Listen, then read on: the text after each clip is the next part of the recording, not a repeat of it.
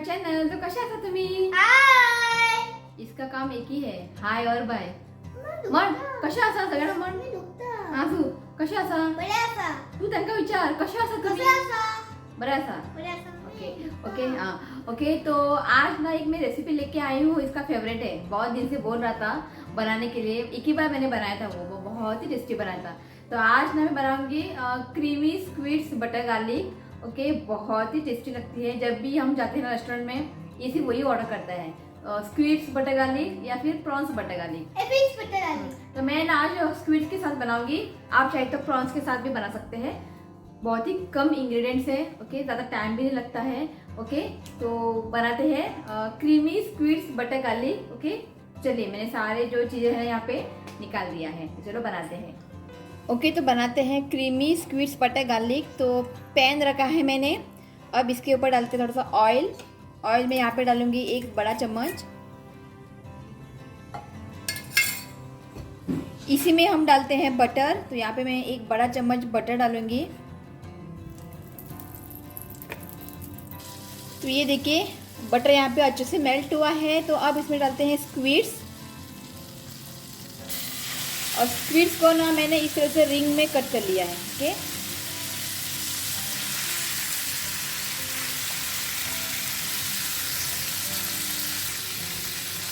Flame को ना high रखिए और इसे ना अच्छे से फ्राई कर लेना है बटर के साथ. स्क्विड्स में से ना अपने आप पानी जो है छूट जाता है. ओके, तो पानी हमें ड्राई होने तक हमें कुक करना है. तो लगातार इसे चलाते रहिए और अच्छे से इसे फ्राई करना है. सेम तरीके से ना आप प्रॉन्स के साथ भी कर सकते हैं creamy butter garlic. Okay, prawns या फिर स्क्विड्स. हो आयलो मिक्स करपाक सारखे मिक्स कर. ऋतिक को ना कुकिंग में बहुत ही इंटरेस्ट है. करता है वो, आता है बीच बीच. जब मैं कुकिंग करती हूँ ना तो बीच बीच में आता है चपाती करने के लिए. तो मैं तो डरती हूँ अगर उसको हाथ में भी लग गया तो इसके लिए मैं ना उसको नहीं देती हूँ. अभी वो देखिए सारखे मिक्स कर.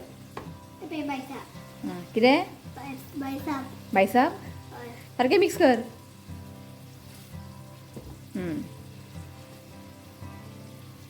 चल आओ करतो चल. ये देखिए, आप देख सकते हैं यहाँ पे देखिए पानी जो है रिलीज हुआ है. अभी पानी हमें ड्राई होने तक हमें इसे कुक करना है. ओके, तो अब ना इसके ऊपर ना मैं थोड़ा सा नमक ऐड करूँगी, बस थोड़ा सा ही. अच्छे से मिक्स करें. तो ये देखिए पानी जो है ना यहाँ पे ड्राई हो चुका है और जो स्क्विड्स है ना अच्छे से कुक हुआ है. ओके, तो इस स्टेज तक ना हमें इसे कुक करना है. ओके, ये अब रेडी है. इसको अभी निकाल लेते हैं.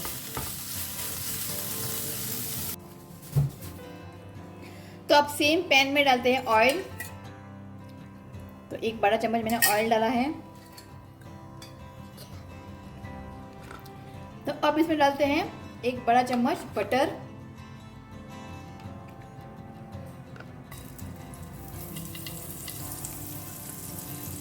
इस रेसिपी में ना हमें बटर थोड़ा ज़्यादा ही लेना है. ओके,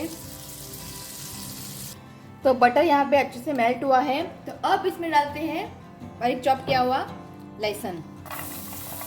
लहसुन भी हमें थोड़ा ज़्यादा ही डालना है इस रेसिपी में.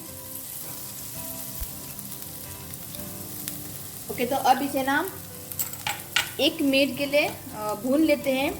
लहसुन को ना ज़्यादा ब्राउन ना करें, बस 1 मिनट के लिए इसे भून लेते हैं. तो लहसुन को मैंने 1 मिनट के लिए भून लिया है. तो अब इसमें डालते हैं प्याज. तो यहाँ पे ना 1 बड़ा प्याज को ना मैंने चॉप किया है. और अब इसे ना 1-2 मिनट के लिए जैसे भून लेते हैं. प्याज को ना ज़्यादा ब्राउन ना करें. ओके,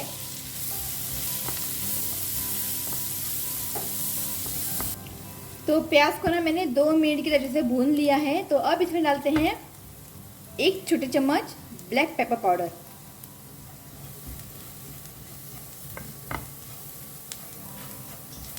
इसे अच्छे से मिक्स करें. और अब इसमें डालते हैं 1 बड़ा चम्मच मैदा. और इसे ना अच्छे से मिक्स करना है और मिक्स करते हैं और इसे ना 1-2 मिनट के लिए ना इसे अच्छे से फ्राई करते हैं.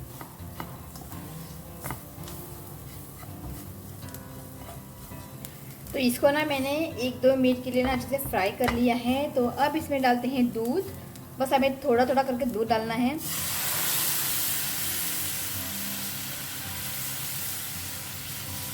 अच्छे से इसे मिक्स करें और फ्लेम को ना यहाँ पे मीडियम रखें। ओके,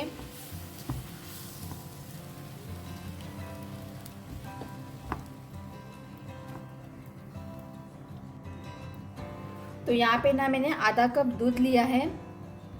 इसे अच्छे से हमें मिक्स करना है। फ्लेम को लो रखिए और इसे ना 1 मिनट के लिए अच्छे से हमें कुक करना है। तो अब इसमें डालते हैं नमक डालते हैं।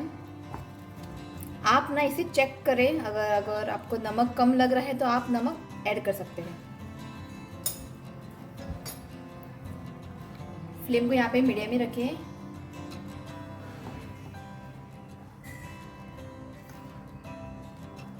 तो इसको ना मैं चेक करती हूँ, अगर नमक कम है तो मैं और नमक डालूंगी। थोड़ा और नमक ऐड करूंगी। ओके, तो यहाँ पे देखिए सॉस रेडी है। तो अब इसके ऊपर डालते हैं फ्राई किए हुए स्क्विड्स। अच्छे से इसे मिक्स करें। ओके, तो ना आप फिर से आप टेस्ट करके देखिए, अगर नमक कम है तो आप फिर से नमक इसमें ऐड कर सकते हैं। तो यहाँ पे ये रेडी है। तो फाइनल इसके ऊपर डाल देते हैं बारीक चॉप किया हुआ धनिया। तो फाइनल इसके ऊपर डालते हैं धनिया। देखा ना, बहुत ही सिंपल है इसे बनाना। ओके, इसे मिक्स करते हैं। तो यहाँ पे creamy squids butter garlic ready है। इसको ना मैं एक प्लेट में निकाल लेती हूँ।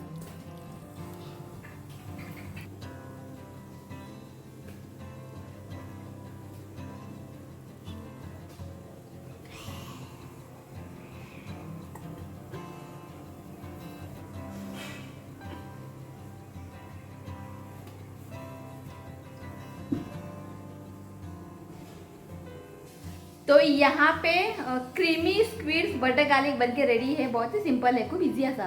अगर आप रेस्टोरेंट में जाओगे ना तो ये ना आपको 300-350 में मिलेगा स्क्विड बटर गार्लिक। बहुत ही सिंपल है, इसे आप घर पर बना सकते हैं।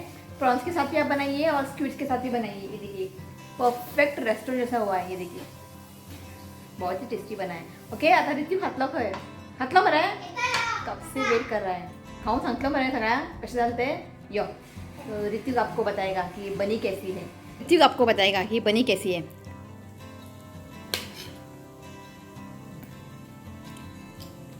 बरा हांगा पोन सांग टेस्टी आला सेम रेस्टोरेंट भशेन है नी।